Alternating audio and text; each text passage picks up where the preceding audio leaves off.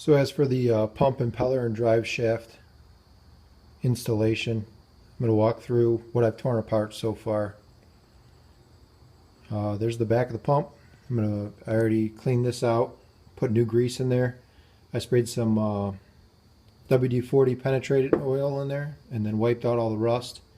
And I know you're supposed to replace that stuff. I know it wears out, but I've already dumped a ton of money into this project, so I don't want to spend any more that I don't have to. There's the cap that goes on it. I cleaned that up. The O-ring's in good shape.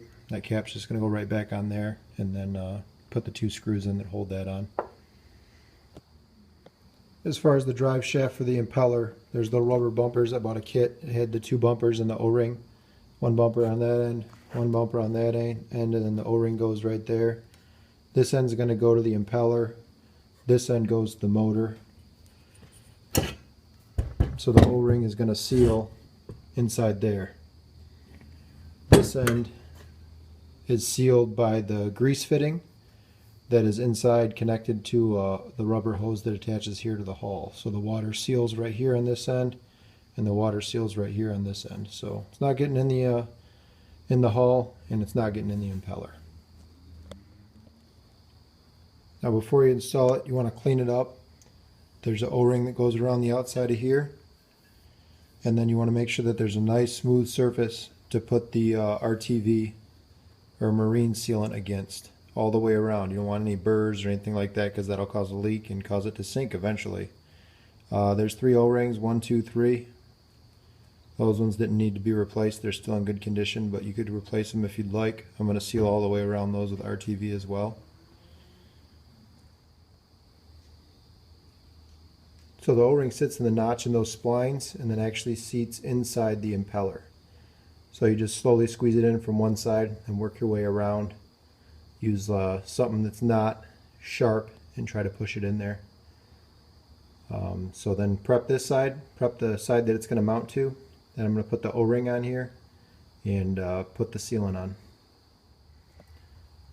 Then that's how it looks inside the hull. The drive shaft's going to come through there. That middle piece on the right, that's a grease fitting on it. I'm actually going to take that off and put a Zerk fitting on, I think. I'm not sure, but it might need room for expansion and contraction when it's hot. So, and then drive shaft goes through there, clamp those off, and all the spots, and then you have the shroud that goes over the drive shaft. Now that surface is all prepped, ready to use the RTV. So there's the pump all installed. You should be able to see a little bit of the RTV coming out all the way around, which I can. And then on the inside, the extra grease came out right there, which is fine. There's nothing wrong with that. Just wipe that off and then install your clamps. And there's the rear end all completed. Just put in the last part for the steering, which is 4 bolts. 2 on the top there, and then 1, 2 on the bottom. The steering mechanism right there, bolt on top, nut on the bottom, and then your plug. I'm actually going to zip tie the plug to these 2 lines right here so that it doesn't get lost.